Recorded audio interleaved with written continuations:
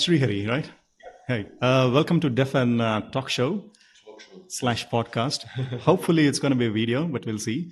So you just gave a talk about making music with Clojure, especially the South Indian Carnatic music, and you're obviously from India, and you're working for the company Nilenzo, right? So can you give us some background on what your company does and what is your experience with Clojure? And also a bit about your talk, which is based on music. I don't think it's related to your company though, but we never know. So I've worked at Nilenzo for the last 3 years. I've been here since its inception. We're a bunch of people who just want to do deeply interesting technology. And we were earlier, like 5 years ago, a Ruby shop. And then like we moved over to Clojure like 3 years ago. And since then, it's just been Clojure all the time. We are a consultancy and we are structured as a cooperative. So everyone's an equal partner. And there are like 14, 15 of us right now.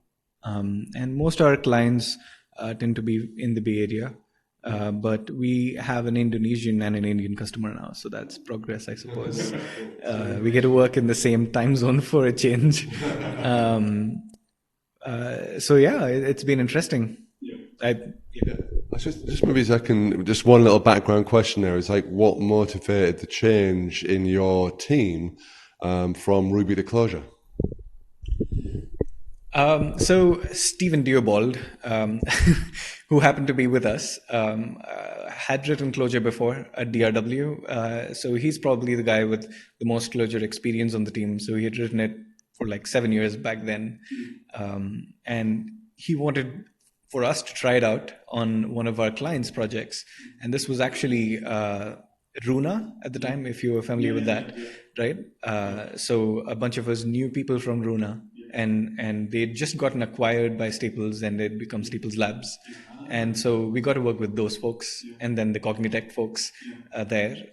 So that was pretty cool. So we got on board and we were productive for some reason within like 2 months in, and we were like writing Clojure code that was going into production. And it was like, this is actually quite productive. And I seem to be getting a whole lot of work done in much less time.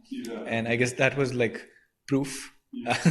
Was good enough for me. Like the language sort of got out of the way. Like I spent like 3 months going through Joy of Clojure, doing a bunch of Clojure on the side before I actually picked up actual work.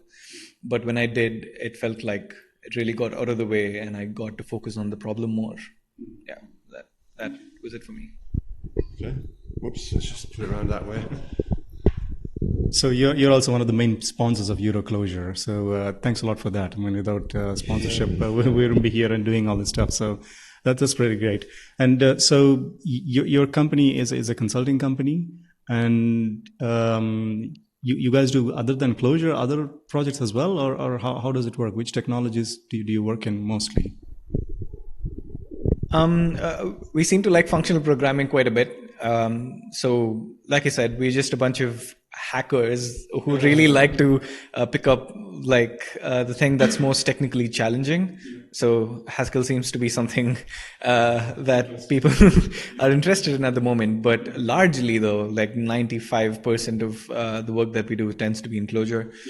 We don't do any front-end stuff at all, but this little stuff that we do tends to be in React, JavaScript sort of space because it needs to be that apparently. And there's like some parts like Abhinav from the company has managed to like put an OLTP to OLAP transformer in Haskell in production. So that's like a deterministic system that can be formally typed quite easily. And that's the sort of thing that you will want to write in Haskell. So he did that. So that's about it, I guess. Mostly though, it's Clojure. So regarding your talk, so you gave a talk about generating music with especially Carnatic music. So this is something that because I'm a little bit familiar with Carnatic music and slightly familiar with Western music. So obviously I'm ignorant in both of those things. So I think I can ask stupid questions now. So I felt that the Western music is very fret-based instrument friendly, so to speak, like, and Carnatic music has all this stuff that you listed in the talk, that like gamakas and all that stuff. So what is your motivation to do generation of music, especially Carnatic music, and what are your goals with this one? Is it just a hobby, or is it something like you want to take it to the next level? So my fascination with this started off when I was doing, Turbo C++, and you can make those weird CPU sounds. And then I used to play these things that I was learning as a kid. And I was like, hey, I can make the machine make music. Then with like Clojure and Overtone, as soon as I found it, I was like, hey, I can do this really quickly. And I got there in like really fast. Like I basically built all the abstraction that I showed within a day really easily. And then that built sort of the freedom that I needed to take things forward. So Carnatic music, like you said, does have a sense of continuity that most Western music does not. And modeling that was interesting, right? Like, now how do I make something that's built for Western music, mostly make Indian music sounds? And that was a challenge. And I wanted to do that. I really wanted to solve that as a problem. And it was interesting to me, something I picked up on a weekend. I actually don't even forget where that started, but I mean, like, I that was a fascination. I wanted to solve that, and I got somewhere with it. And then once you have clean code that just works mostly, you have this freedom of ripping things apart, and then you can add things newly. That's quite easy to do. And I guess I just sort of kept doing that more and more. And there are actually quite a few people who try to do like Carnatic computational music. And the reason why this is actually a thing is because it's interesting in Indian music. There are a lot of these concepts like gamakams and ragas, which are constraints that you can use to model, right? You're sort of blind when you want to understand what is melody and what makes music more melodious. And you want to sort of grab every single abstraction that you can find and implement it and use it to make some generative music that is melodious. So Carnatic music happens to have a few of those. And Carnatic music also has a large history, and like there's an evolution of knowledge that you can use to do something here. So there is this MTG at Barcelona, and they have this thing called Comp Music, which is funded by the EU. And that organization funds other research in India, in IIT Madras and Bombay. And these people do research on Indian classical music as well.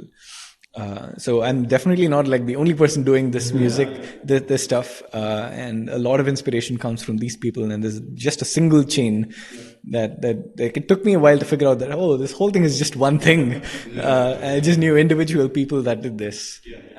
So yeah, I guess the next step for me is like sort of bring these people together. There's a whole bunch of people doing these little small things, and I want to like bring them together and see, like, take this to the next step.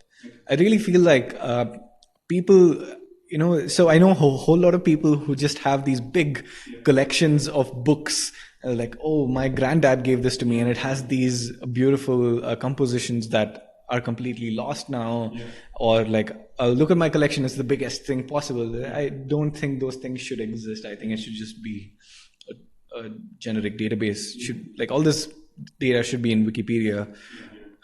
So I guess a lot of my inspiration for doing this is also that I feel Carnatic music should move into the digital age. It's very long, far back now, and it needs to move in. So, sorry. Oops, we have a looping problem. So, my final question then, Emacs or something else? So another Emacs guy. Just get out of here, okay? We've had enough of you now. God damn it. No, that's brilliant. Thanks very much. It's inspirational stuff. Yeah. Okay.